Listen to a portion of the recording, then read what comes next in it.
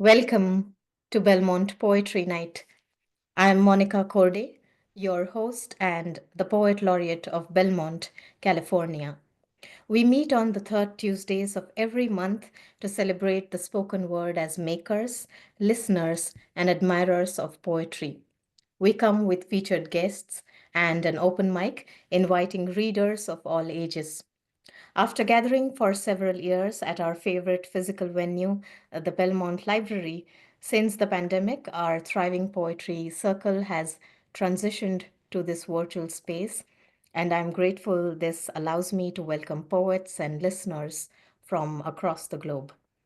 Although I'm thrilled to share that we finally gathered for our first in person open mic night last month, the Fireside Poetry Night, a special New Year's edition at Belmont's historic Twin Pines Manor. It was a joy to hear featured youth musicians fill the room with their symphonies and to listen to poets share their original works in one of our manor's charming old parlor rooms. And so many of you I see here were there as well curating that first event of 2025 and hosting an in person open mic night after the long pandemic gap was truly heartwarming as an experience. And being able to connect without the screens between us personally brought me much needed inspiration to continue my work, especially following my extended laureateship. As many of you know, the city of Belmont has offered me the honor of continuing as Poet Laureate for another year. And I'm deeply grateful to them and to all of you for your unwavering support and for being a constant presence on this journey. So, thank you all once again for being there always and for tonight as well for zooming in. I really appreciate you all.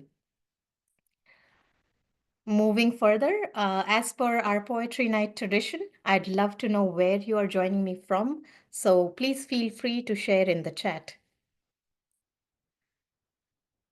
Um, as we gather back in the Zoom room tonight, one thing I feel deeply grateful for is the opportunity to curate spaces where poetry continues to uplift, empower, and connect us. I chose the theme Breaking Barriers Through Poetry for this month, not only as a tribute to Black History Month, but also as a way to recognize the voices, the creatives that have challenged constraints, reshaped narratives, and really forged pathways of understanding through the power of words. Black History Month stands as a testament to that resilience, to that strength which writers and poets have captured and echoed through generations. And I feel more than anything, it calls us to listen deeply, to honor the voices that have shaped our world, and to recognize that each poem, each story is a part of a larger continuum of change and possibility. And I'm sure you'll agree about that with me. Here's one such poem I'd like to share as an opening to this evening.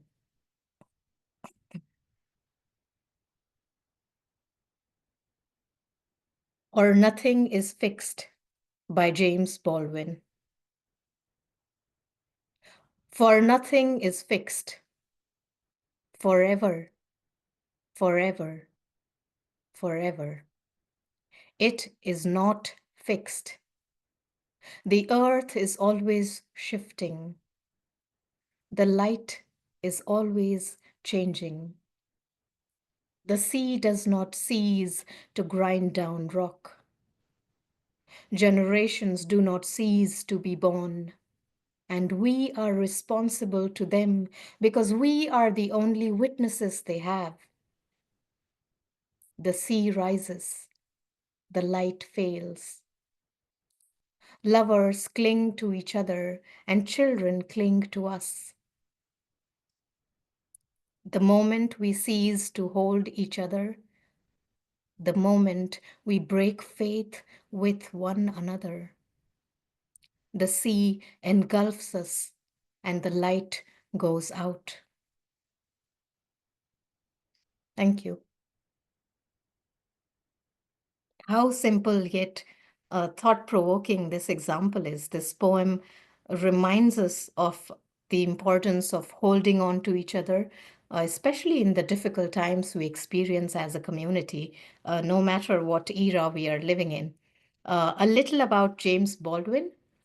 He used his creative voice to confront racism in America, in the American society, and shed light on the African American experience. Born and raised in Harlem, he moved to France in 1948 in pursuit of greater artistic and personal freedom. His time abroad deepened his connection to his identity as a US citizen, leading him to become a powerful advocate and influential figure in the civil rights movement. After moving abroad, in one of his interviews, he told the New York Times, and I quote, "Once I found myself on the other side of the ocean, I could see where I came from very clearly, and I could see that I carried myself, which is my home, with me.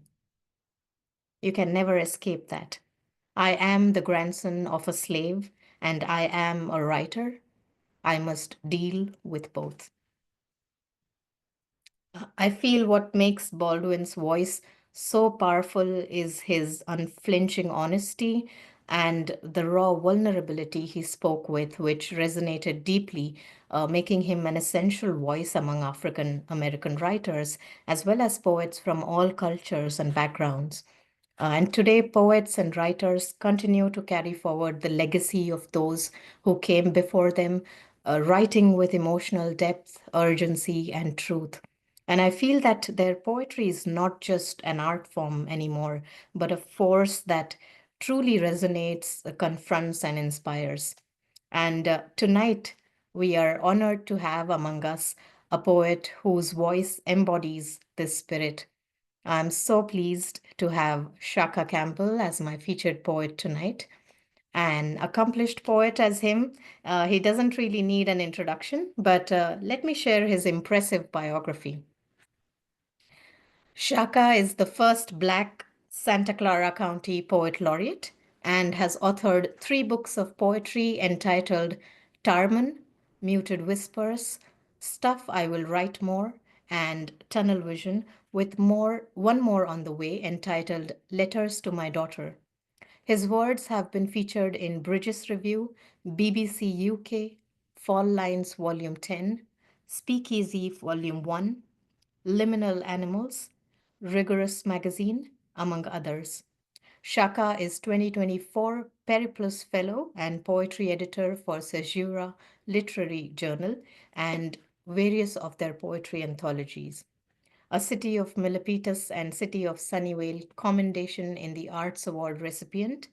He has also collaborated on projects with the World Health Organization, the De Young Museum in San Francisco, and the NUMU and Triton Museums, as well as he sits on the board of directors for Silicon Valley Creates Arts Council and Poetry Center San Jose. He has partnered with the Silicon Valley Transit Authority and community members to deliver youth programs centered around expanding poetry and literature.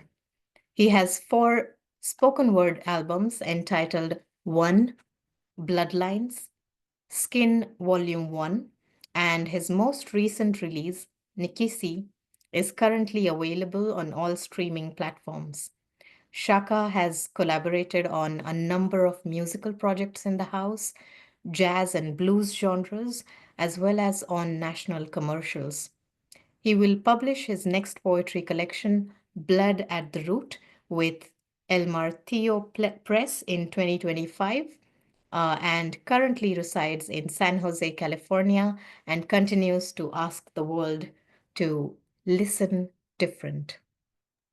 I love that mantra, Shaka, and we will, of course, talk about it more soon. But first, a warm welcome to you. So happy to have you with us. Thank you so much. I'm honored to be here. I'm humbled and seeing all these wonderful faces and wonderful spirits. It's something I needed today. I had a bad day. I had a long day today. So seeing all these great smiles helps a lot. I'm so glad to hear that. All right. And Do you want me, should I start? Should I just go ahead? yes, All right, let's here we get go. right into it. Wonderful. So, Thank you. hey folks, I'm going to do some poems for you. I'm going to do some, I call them pories. It's like a poem and a story, I guess. Some prose, but we'll figure it out and it's fluid. But there's one thing I always want to start my sets with is a poem I call Citizen Churn. And it just kind of helps me get rooted in the space, in the moment. So Citizen Churn. This was not a choice made, thumbs twiddling, rocking a chair somewhere. You were born to this. There is nothing to be removed or altered. This is how you stand. This is how your calf roots you, how your fingers hold. This is what the air tastes like when you breathe. The stride is of centuries of journeys sunken into the ball of feet and the anchor of hips. No, this was not a choice. It was purpose. So take time into your fingertips. Reform its burden into patience. Sew this into the sleeves of a garment you'll wear in faith. See, we will carry consequence on our shoulders together. But know that this new covering will feel strange. It will feel foreign. It will swim around the body and swallow everything.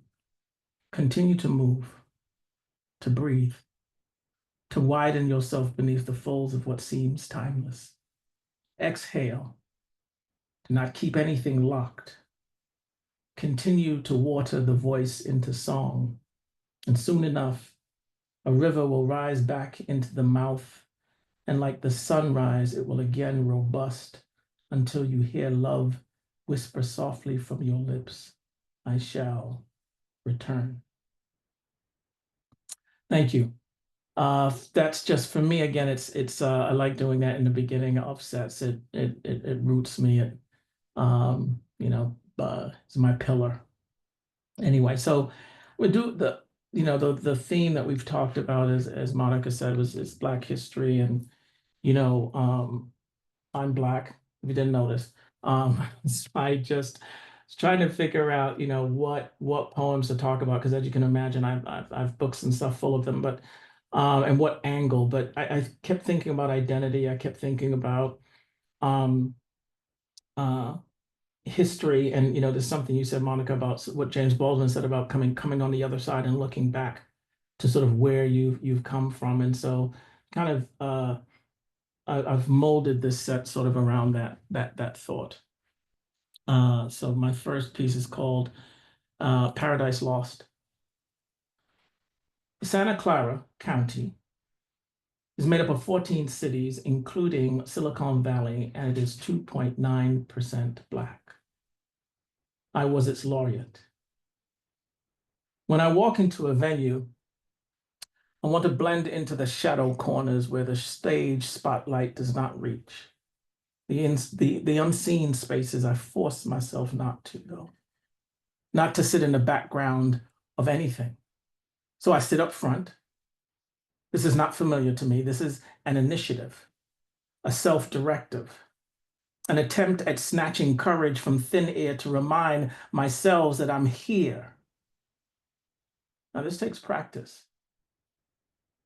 And I think they think it comes easy, this peacock, but it's man-made plumage. The places I've been are what silhouettes have to cut themselves out of. Here, I think, they think we are born seen, but having to hold space deliberately to be versus being does not have the same sight line. I think they think it comes easy, this peacock. But the spotlight will sometimes flicker into a siren song, and I keep that part to myself. But it is very strange to occupy a space where I don't feel seen, but can be easily spotted. Thank you. Brilliant, simply remarkable, Shaka. What opening pieces there. I would just like to go back to the first piece that you shared and just quote a few lines that have resonated with our audience as well. They are putting them in the chat. Uh, we will carry consequence on our shoulders together, journey sunken into the balls of feet, to remind myself I'm here. And this poem as well, The Paradise Lost, it's so raw and so authentic in its expression, having to hold space deliberately to be versus being. What it seems as if everything is transparent and we see through all the light that you are showing to us through those words. Thank you so much for opening with those pieces, and that really speak to what this poetry night is about. I'd like to start out with your mantra, listen different. And while curating this reading, I realized that you love Rumi's poetry, Yes, I do. and that really resonated with me. I too feel Rumi's words are deeply profound and rich with spiritual insight and timeless wisdom. And to share one of his quotes, uh, sit quietly and listen for a voice that will say, be more silent. As that happens, your soul starts to revive. And I'm curious to know how this mantra came into being for you. How has this mindset shaped you and your poetry? Yeah, it's it's something that's been around that's developed over time. I used to say sort of, you can either talk about the glass is half full or it's half empty. I want to look at the glass on its side, moving around, and the reason that that kind of resonates with me is exactly how I look at poetry is sort of, what can we say about a topic? How can we engage a topic that elevates the topic, And I think in order to do that, you have to listen differently. It's not just, it's not just sightline. When I say listen differently, it's like your whole body, Mm, you, you have to, you know, we all have different experiences. We all come from different places, even if we look alike, we come from different areas. And I think in order, as a poet, especially as a poet, and really as a human being, in order for us to be able to understand each other, we have to sort of peek around the corner. mm, We have to be interested. We have to understand what is being said and what's not being said, right? We right, understand the spaces in between and and many things that tie to that. And so that's where really that listen different comes from. It's really about taking time, whether it's writing on a piece, is finding, what's that around the corner, what's that in between that I want to address in this piece. But just in my day-to-day interaction, right? You want to listen more than you talk, right? right. And so that's where all of that sort of came from. Um, and how I sort of use it in my work. Yeah, I think it's a beautiful thought and a beautiful mantra to embrace. Even as just as a human being, it's so important to listen and be aware of our surroundings and what all goes and what all is talked about or heard or shared around us. So it makes all the sense, and it's a wonderful mantra to hold on to and to like a thread which just carries you forward and helps you ahead in your journey. Yeah. And I'll just add that it's so difficult now, right? We're so oversatiated with so much Mm, stuff. It's really hard to pull things apart. And so I think that's why it's the more and more time goes on, is the more and more we have to make a concerted effort to like stop and listen different because, we're getting inundated with things. yeah, and Shaka, I'll just add to that, as in, do you listen different very consciously? or does it come to you naturally now that you're making it a part of your Yeah. uh, It's a muscle. persona? It's a muscle. You have to build it and stretch. There's times when I don't listen at all. Ask my wife. Don't listen at all, and it's a muscle I think that you gain. I don't know if you get better at it or you get better at realizing you're not listening quicker. Does that make sense? Mm, You know what I mean? It's like it's sort of if you build that muscle, you know who you're being quicker and you can make that choice, right? So mm, well, it was just like whatever, I'm not listening. Now it's like, wait, are you actually listening? And then I can actually consciously make the decision of whether I want to listen. right. Sometimes you don't want to listen. So I think it's a muscle. I seriously though, I think that the more and more you do it is the more and more you find, how do I say this? You find yourself doing it. It's not so much that we don't listen differently. I think we don't take the time to realize Mm, what we're hearing. You drive down the street all the time. You don't think of anything. It wasn't until 2020 when there was no sound that it was like, yeah. oh, I recognize that. But I was forced into that because we were all, inside. Anyway, I can go on for that forever. I love that term. So true, Shaka. Thank you so much for sharing that. It's beautiful and so very inspiring. I'd love to keep you going, but yeah, please let's go back to some of your poems and then back to a question. Okay, sure. This next one I'm going to share is a little bit of I'm just going to go into it. It's called the bowl.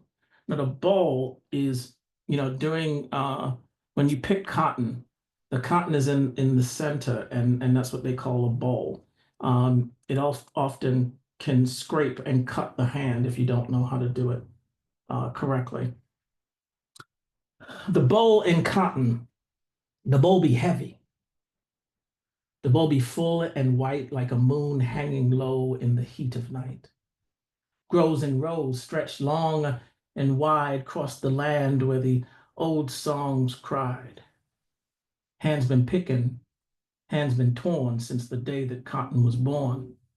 Sun beat down, backs bent low, feet dragged slow, but the cotton still grow. Oh, the bowl be soft, but the work be hard. Turn sweat to silver, fingers to scars. Ain't no freedom in the field today, just dust in the wind and the dream blown away. Yet still the bowl be heavy, full and white, like a promise waiting for the end of the night. 1848 then. I remembers the heat, the smell of dirt and must, the songs, yes, the songs, they call them spirituals, but seemed to me like it was the bowl that made them praise like that. The cotton whispers a lullaby in the palm, soft, like you'd imagine how heaven would feel. Like you imagine how heaven would feel if and you could touch it, rhythm between song and sweat. Mama always one row ahead of me since she got such long arms. All the while, George strapped to her back, perched up high, looking like she wearing a saddle sometimes, and he was trying to tame her still. Her ripped bonnet, head rising up and down and side to side when the sun was hot. And the sun, it made you see things that wasn't so. The sun be standing on your neck, making your bones thirsty, dried sweat coming back to life just to pool up on your forehead all over again and boil on your skin, then crawling into your eyes. It'll cut them. It'll cut them red and blurry like acid poured all over them, over and over again. A deep south sun. It'll make her shadow dance in the distance like I was dreaming them right in front of me. Sometimes, well, most times I'd imagine them fading away in the distance because I'd be running, right? I'd be running, and nobody catching me. running from here, from the screams and the blood and the cotton and the blood and the cotton, running from the heat and all the things I've seen folks say the Ohio River could fix for Black folk. Now, I didn't know too much about this river, except it knew the way to Negro salvation, whenever that was. Now, George was a good boy. George only cried when he's hungry, and he wasn't hungry much. I swear, sometime, and somehow, even at 9 months, he knew Mama needed to meet pace with the men. Mama needed to keep up. There's more women than men in the fields now since Master took a liking to slave fighting. Most of them never came back from the house once they was called. Don't know now how he got the nerve to get mad when the bail ain't full in the morning. Don't make much sense to me. I mean, ain't no men in the field. And now we made to pick the fields to make up the difference, but we so small, our fingers tiny, hands can't hardly pick no cotton. Makes no sense to me, but they keep telling me I was too young to understand the world. Don't really take much to understand pain, but anyways, the few men that's left, the ones still there on accounts, they wasn't strong enough. They'd tell about how daddy had hands so big he'd managed to hold on to 2 rows worth of cotton between his fingers before they'd be buried right back into the sack. Now, your daddy, they say, your daddy, he would pick like he's running a race. Damn near pick the whole cotton before it was ripe. Too damn quick. He'd pick whole sprigs in one pull and have his blanket open faster than anybody here. They say he emptied that sack twice times before anyone near got close to be ready with theirs open. Lord knows he was Master's favorite till they always stopped at till. Till what I say. But they always stopped at till because by then Mama was giving them such a stare, such venom worse than any whip or lash could muster. I don't know still what comes after till, but I was too young to remember, I guess. Always figured one day she'd tell me.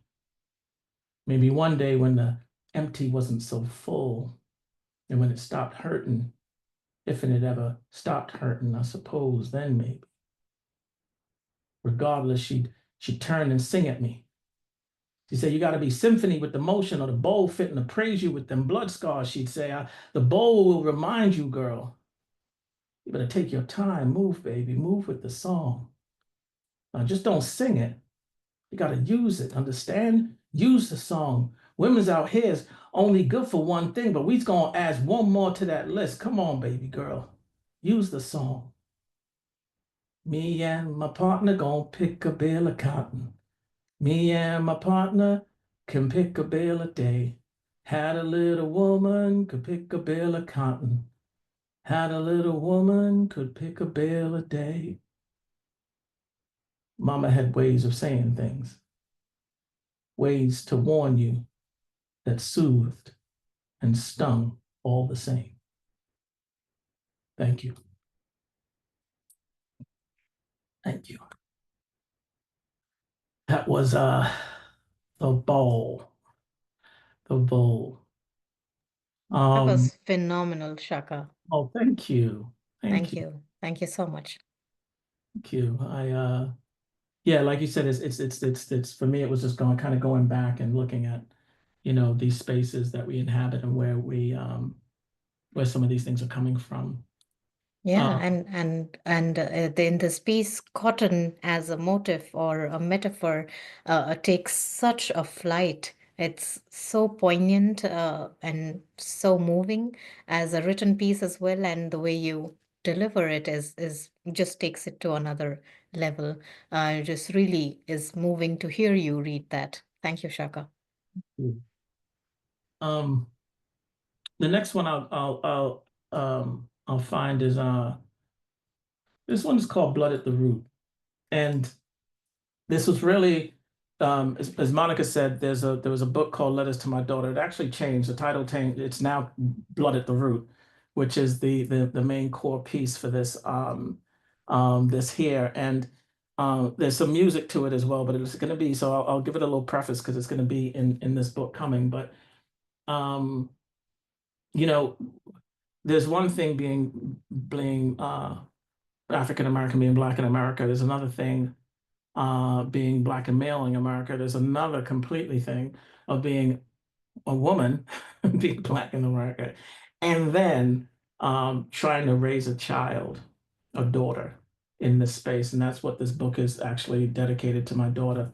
But this is the core poem from the piece, and I'll take you guys through it. It's called Blood at the Leaves.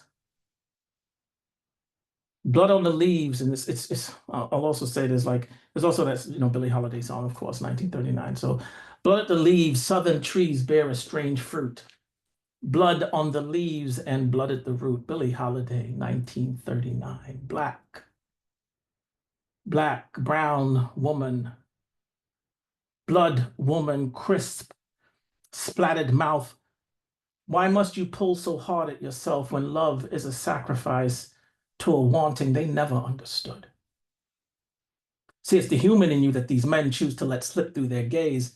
As you pass them your ribs to use as a walking stick, sacrifice been your story.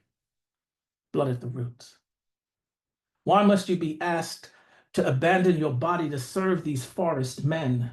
Be handmaiden to molten rock waiting to crust and form new skin. They are layered in flesh, mountain, and flint, broken sparks to a roaming burn, strange fruit.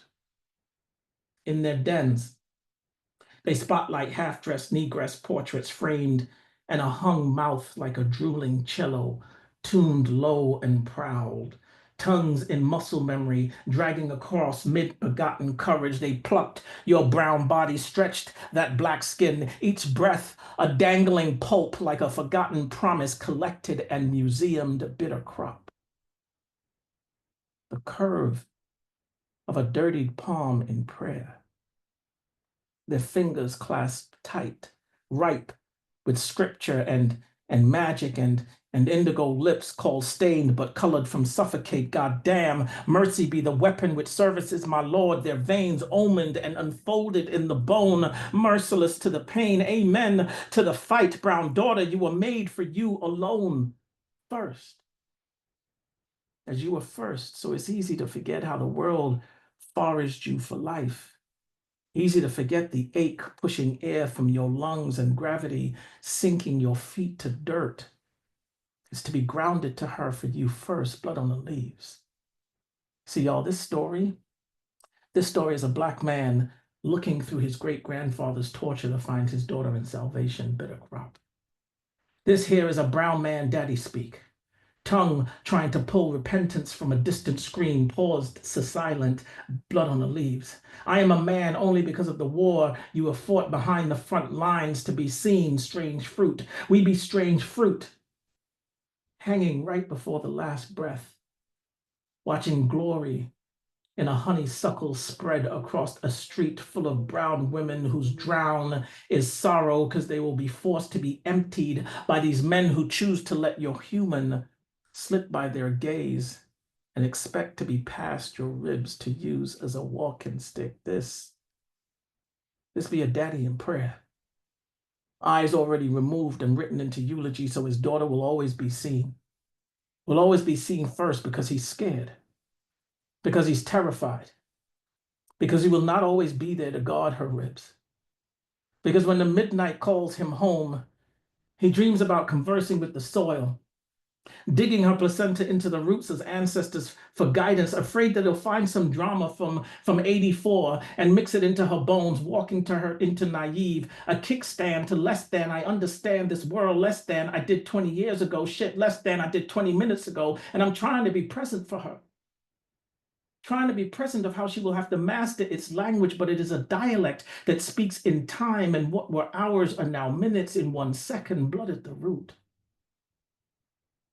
There is so much to learn her about life and kinfolk, things akin to our folk, like how to strum pain into song, like how her laugh is a full moon to nights where there are no stars, like how to beat her grandfather at Kiram, not to mention spades, and how to read books like rosemary beads, fingers pressed between sermons, this her dark continent Pangeaed and leaking us. I wish her to fear not her own blood, but that her kind fostered the quarrel between breath.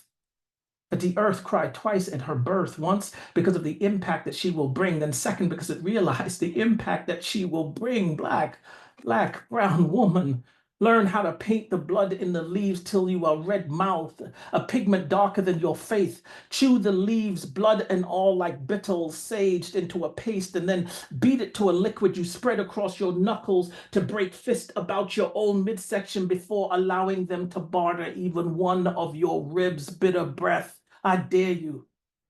I dare you to sing the song a brown body testifying to itself would, if it could, be unapologetic to its own flaws. To love you hard first. When they rumor you a mixture of black and ugly, then, in the vein of that same hate, to love yourself even harder, strange fruit, splattered mouth, all undressed and rebelled out. Do not pull at yourself. Make them discover that love is a birthright that's been cracked into those same ribs they let pass their gaze long ago, your mama and hers before, abandoned themselves inside of you, not for reason, but for cause. Black women, brown women, you are the blood at the root. Thank you. That one it's for my daughter. My wife is Sri Lankan as well, so she's walking into the world um, easily stereotyped. So that's for her. Wow, that just blew us away, Shaka. What writing, and I'm so glad that Blooded to Root is born, and I can't wait for it to breathe its first breath when it comes to life and when your book is out. Really, congratulations on having the book out, and your daughter would be so proud when she gets to reading those pieces you've so deftly crafted and so soulfully put in there. And so many lines resonate with everyone who are listening to you right now. And you can see all those lines in the chat. Love is a birthright. I'll take that home with me tonight or always. Keep that with me. And I'm so glad that you brought uh, so many subjects to light through this one piece, where so many conversations to light, which are important that we have these conversations and we talk more about it and normalize everything that we stand for or who we are. And One of the things that also astounds me or amazes me about your poetry is it is not just limited to writing about the Black experience, but it also forays into so many other subjects. Back in India, as a kid, I was a member of the British Library in my hometown. And I had the opportunity to attend talks by some incredible British poets who visited the library. And of course, I had more access to reading writers and poets from the UK. Uh, One of the poets I read at the time was Inua Ellams and Ben Okri, the Nigerian British poet and novelist. And Yeah. more recently, on the theme of reclaiming narratives as a theme for Black History Month, I came across an article written by him, and I'd like to share a brief excerpt that Ben Okri has written. Um, Let me just bring it up. And he says, there are many Black writers who are not just writing back, but writing in celebration, wildness, and freedom that have nothing to do with colonialism and empire. Reacting to history is not all that Black writers are doing. There are writers who experiment, writers of fabulism, writers of new myths.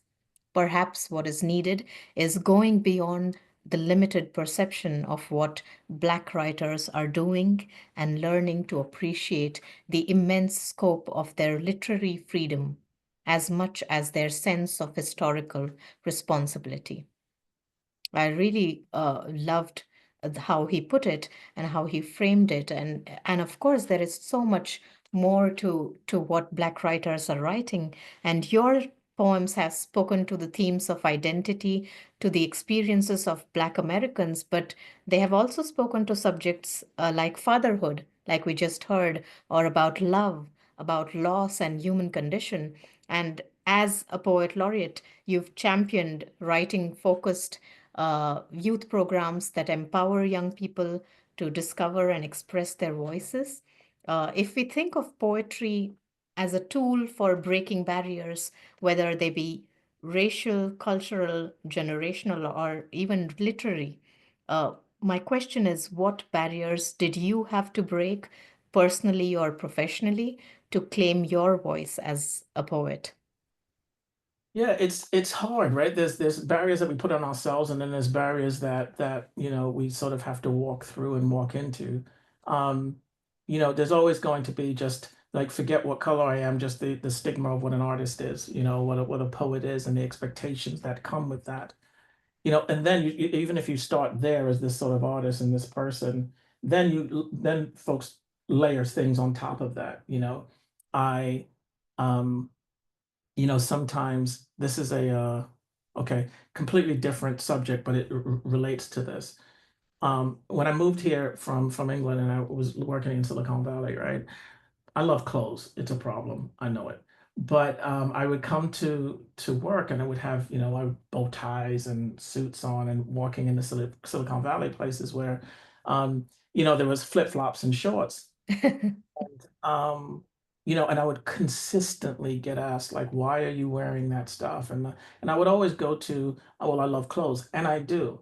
But here's the other side of it. The other side of it is that because of how I look and my skin color and all those things associated with it, I have to distill whatever your stereotypes are, whatever your misconceptions are of who I am before I can even open my mouth, Mm, right? And so it's almost like I'm wearing this costume just so when I walk in the room, you can I can start from, on a scale of 1 to 10, I can start from 5.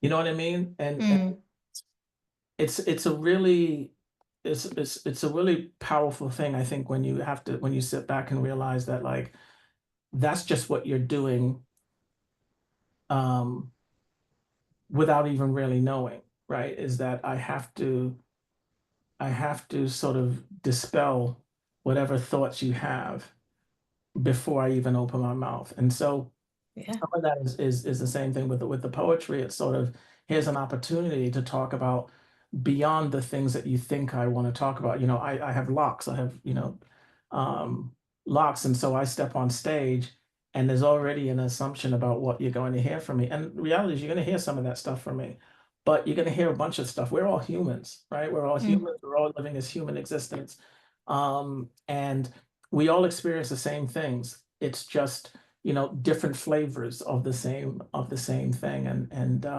that's what I want to talk about, right? I want to talk. You'll hear me talking about how we're all one. We're all a human race. We're all one people, um, and we have to recognize. I think it's so important to recognize our differences, but also um, accept them, yeah. right? And so these are like when I talk about the like come back to your question of like what are the things I have to walk through, those kind of barriers. That's a major one, and um I the poetry I try to write is also rhythmic, right? And Yeah. because vibrations get into the skin, get into the soul, into the bones, and um, I have to sort of sometimes pull away from, oh, this is, black poetry or hip hop stuff and things like that. And it's not that. you you identify your audience and you figure out how the best way to reach that audience is in whatever room. So hopefully that answered your question, but it's so nuanced. Absolutely, absolutely, Shaka. Yes, thank you. Yeah, quite amazing to hear you talk about all of it, and also through your poems, we get to hear so much more that you want to say and you want to express. Would love to hear another piece, or should we go ahead and play the audio if you like that Sure. first? Yeah, we can do that because that does talk to what you just mentioned, right? Exactly, exactly. Yeah, I mean, because like one of the renowned word artists, Saul Williams, said that music has the power to inform and shape culture. And I greatly admire how you've expanded your artistic pursuits about mixing poetry and music and performance. So, yeah, let's listen to one of Shaka's compositions from his album Skin Volume 1. I'll just play a teeny bit just to check if the audio is coming through and then rewind and play it again. So just let me know if you are able to hear the audio clearly. Just give me a moment.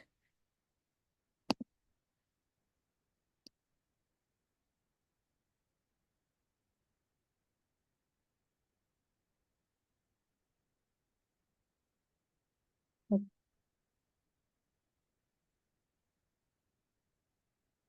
think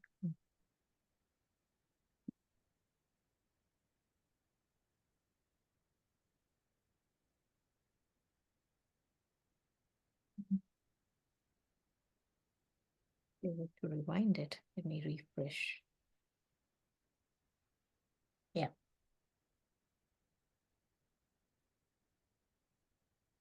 Is it coming through the audio? You can't hear anything. Not yet. Let me try again.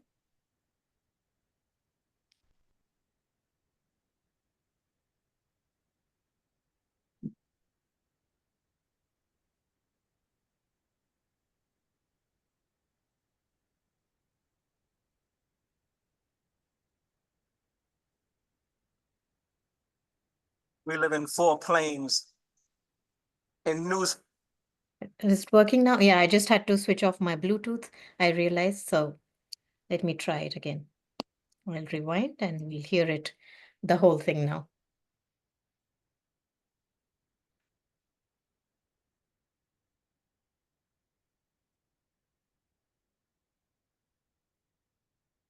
We live in four planes in newsprint and dreams, yesterday in time machines. Our words crowd the air, you breathe, we write.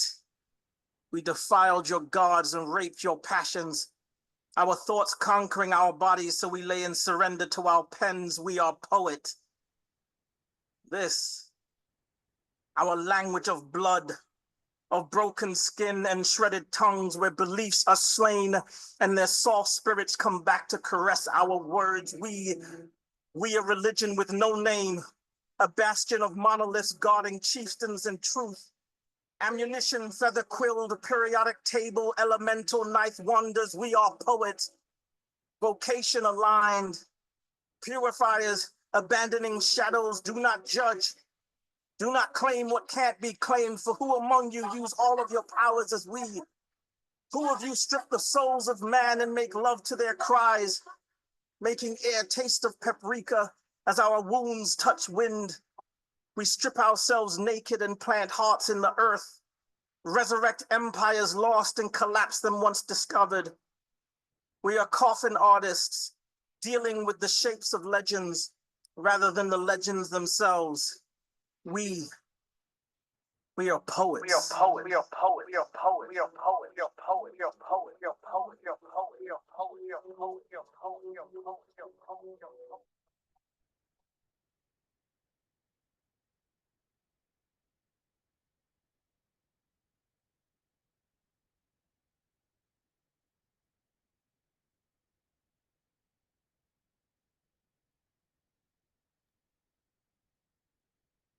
Just checking my audio again. Are you all able to hear me? Thank you. All right. I hope that audio clip came through okay. It did, you know, that there's parts of the music Well, here. as a decorated, I'm not able to hear you, Shaka. Okay. Sorry. Can you guys hear me? Okay. You can hear me, okay. Yeah, no, I was just saying that the music side of it didn't come through, but I posted in the chat the YouTube channel, the YouTube piece. Oh, I don't think you can I hear. think something went wrong with my Bluetooth since I had to switch it off, but is it all right now? Yes, we can hear you. I can hear you as well. All right. Sorry about that, Shaka. Oh, Could you tell us a little bit about the piece, and also as a leading question to that piece, what I had in mind was as a decorated spoken word artist yourself, you've not only collaborated with some incredible artists in music over the years, but also encouraged others to push the artistic boundaries that could give way to multidimensional dialogue, like you do with your programs, such as Beautiful Black Boxes, Tiny Room Poetry Series, and you've released several music albums and spoken word compositions like this one. And I love what you say on your website, that collaboration is essential in keeping your art moving, developing, and evolving. How does working in community and in collaboration with artists in music shape your own artistic process and practice? you know, I think it's tied to something really simple. If you know, when we talk to younger kids and we do workshops and such, we tell them that you can't write, well, you can write poetry without reading, but it's going to it's going to be stagnant at some point. Like you have to bring stuff in. You have to read. That helps you develop your voice. It helps you develop, you know, your I wouldn't even say style, but you have to consume.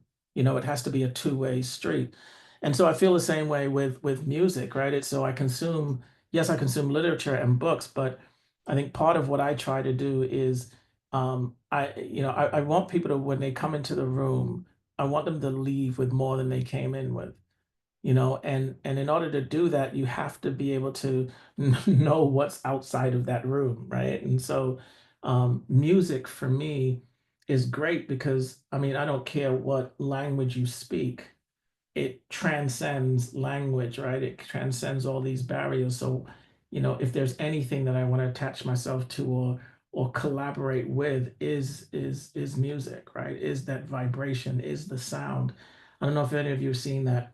You know, it's a you see it all over the internet when someone puts salt on one of these tuning forks, you know, and then they hit a key and touch the surface, and the salt or the sugar forms all of these intricate patterns, right?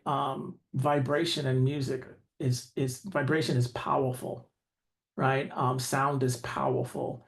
Um, so why not? What better, you know, collaboration than with music and words, you know? And if I tie it back to what I was saying in the beginning, just in the mere putting that together, you have to listen different, right? If you're going to put those things together, you have to learn how your poem breathes, right? You have to know where it rests, where to rise and to come down. And I think it does a great job. Writing and collaborating with music and musicians does a great job of having your poems be a conversation. Yeah. So that's why I love working with it. Yeah, thank you, Shaka. It was remarkable to hear the album when I was just working on putting everything together. But yeah, it was such a treat to listen to you presenting poetry and spoken word with music. Thank you again for that. Absolutely. Would you like to share another piece with us and then take the last question, maybe? Absolutely, absolutely. You know, I know we've been talking. You know, I've addressed all these, touching on these different Black issues, but I think, you know, it's so easy to tie right to like the heavy of the experience, and you know, sometimes sometimes I write a lot to that because a lot of that needs to be said, you know, but also there's joy, right? There's black joy, there's brown joy, there's joy. So I don't want us to forget that there is black joy, and to know that black joy is a taste that sits on the edge of fire and ash. It's the aching flesh that lingers in the aftermath of suckling. Black joy is a laugh whose frequency is a sun-kissed melody the world tries to silence. Black joy dances in the streets but leaves no trace. It's a us, a me, a them. It's a fish fry. It's a pickup game under the stars in Timberland boots and shorts, 40s in a brown bag. It's both jokers and one red card. If you play spades, you know what that is. It's both jokers and one red card. Black joy is a paintbrush when the canvas is white. It's a grandfather's repeat of the same story about the same strange man selling sugarcane that one night in a moonlit St. Mary's Paris. It's love. Black joy is love and hate, and then love all over again. Black joy is a thought that precedes the spark of inspiration. It's global. It's transcendent. The who that inspired the when the vision is dim. It is the it that brings the light when the path is unclear. It's what leads into the heart of the unseen to be seen. Black joy is healing. Black joy is healing, y'all. It's healing with a song and a skillet. It's hot sauce and grace. A journey of endurance, the echo made with the pull that wounds sing when they are as deep as centuries. Black joy is an anthem, a virus, a call to arms, a distraction, the retelling of a baseball cap turned airborne back signal. It's the spacewalk on a fire escape in Brooklyn on a stifled summer night by a little girl filled with dreams and no consequence. Black joy is stuck in a snare drum on its way to a heartbeat, stolen from the rhythm of its own pulse, exquisite in its own language. Black joy is just on the other side of be quiet. Y'all too loud. Why are they like that? It's a beguiling of the pain. It's an act of resistance. Black joy is sometimes an act of resistance because our bodies are made to be political and lives at the tension point of control. Black joy is the entrance to understanding the trauma we are trying to shed. The black ivy entanglements that give suit to a society in revolt, and that too is exquisite in its reclaiming of joy, pure. And its joy rejoices in its dissonance. This joy swallowed in celebration is legacy, is victory, is legacy, is necessity, is legacy. Baby, don't worry about a thing, 'cause every little thing is gonna be all right. Don't worry, baby, don't worry about a thing. Thank you.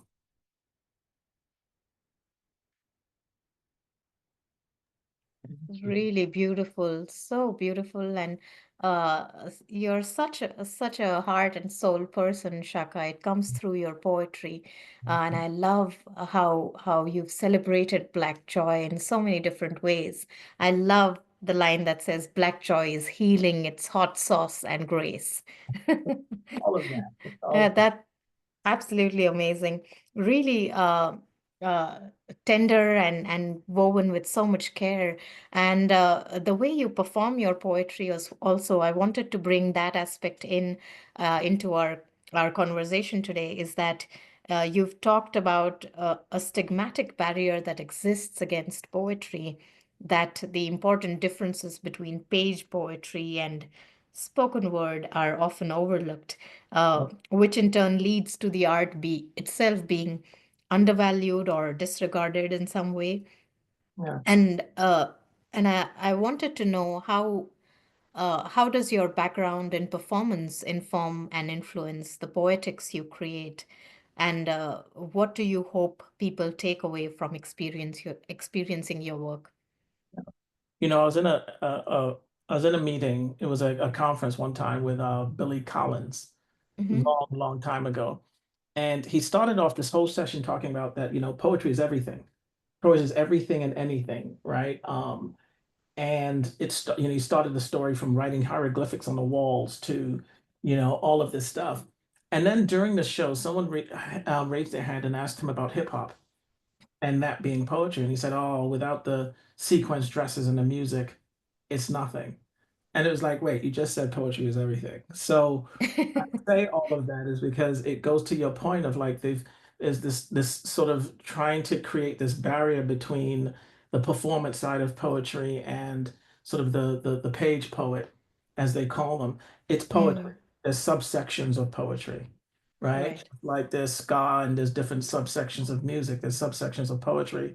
I think for me, going back to your question about weaving performance into your work, is you have to find your voice and your way of extending that, extending your word. And for me, my poetry is about life. And so, on whichever way you put it, I write about a firefly flying into a light and coming down and flying right back. Like if that's not a story of resilience, I don't know what is, right? But it touches many forms. So I say all that to say I want to have a conversation. Like I don't want to AI type a poem to you, which is fine if that's what you want to do, but I want to have a conversation. And so for me, performance poetry is how I kind of started into this, helps do that because there's things that the body does when you're doing a piece. You write a piece, you can memorize it, and then there's a stage where what we call you own that piece. And when you own it, your body starts doing things when you read it that you don't even know you're doing, right? And so so that's how I know this poetry thing is bigger than just paper. It's bigger than just this thing that we want to say at this particular moment. It's air, right? It's motion, it's DNA, it's everything. And so your body just reacts. And so for me, then you have to that tie to performance poetry for me is almost indisputable. Yeah. It says I want to give you a poem. I don't want to just read a poem to you. I want to give it to you. And I think when you think about it in that sense, your delivery changes. And we truly received the poems that you gave us tonight, Tshaka. Such a gift. Thank you so much for sharing that tonight with us. And exactly what you said, it all comes through the way you recite your poetry, the way you talk about the things that you believe in, and what an incredible set that was, and a really invigorating conversation as well.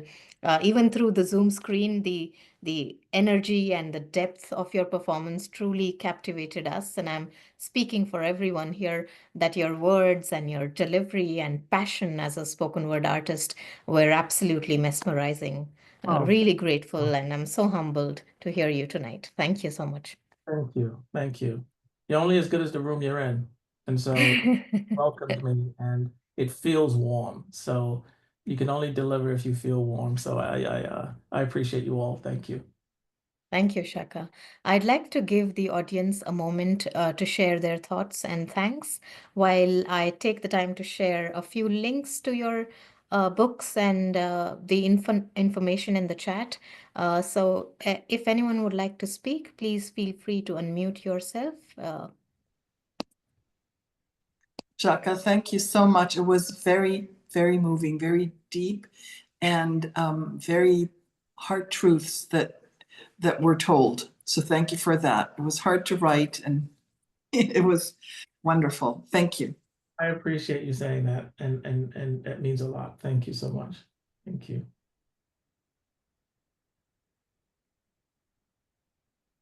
Tshaka is always wonderful. Right. Go ahead. Tshaka's wonderful as usual. I can't tell you how much I love the poem to your daughter. Thank you. Thank you. Yeah. Hi, Tshaka. That was beautiful. Thank you so much for honoring us with all of that. I also love the poem to your daughter, and as a daddy's girl, I can only imagine like the power that that has and will have and hold for her future. So thank you so much for sharing that. I have a question, if that's okay. I just wanted to ask what your practice or what it looks like for you to break generational curses in your life and how you make space for that as you continue with your work.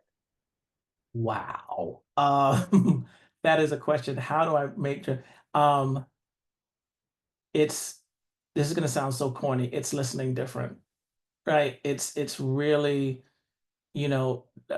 it's listening different so you're not making the same steps. You know what I mean? It's um look, our parents for the most part are always doing things out of love, and the way that they know how. Times change, and so you have to figure out how to separate some of those things, so that you're not moving that on. And that's part of, so funny you put that, that's part of what this book is, Blood at the Root, is sort of, breaking or identifying. It was self-healing for me, identifying some of those things. And, I always say if I can see it and write about it, it means that I'm aware of it. So I'm probably not going to do some of those things. But it's a muscle, and so it's hard. I think you've got to dedicate to, like, anything that's worthwhile is gonna take work, and so you have to work through it, but you've got to identify it. You've got to stop and listen to recognize that, like, this thing is going on and this probably thing is not right anymore, or now let me not say not right because that makes it sound so ominous. Just it's different. How many you can bring your parents into certain rooms without worrying that something may be said that shouldn't be said, times change. And again, you go back to reading, you go back to experiencing. If you see how different people live, if you travel, you see how people can live differently than you get a different perspective about life, and that hopefully changes and helps you break through those things. That was a long ass answer. I'm sorry. There you go.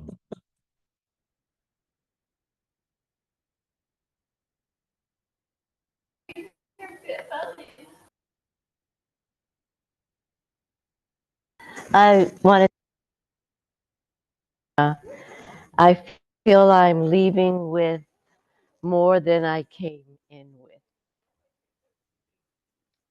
Thank you so much. Thank you for that. And I like. I just want to say I also like so many, and I'll be pondering it. And many things that you said, I've written it down. Thank you. Thank you so much.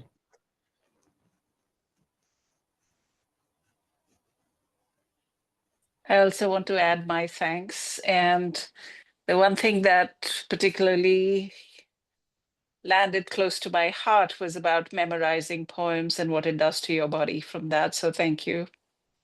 Absolutely. Guys, I don't own any of this. Like, I'm being written through. I work at it, but I know this is coming from someplace else.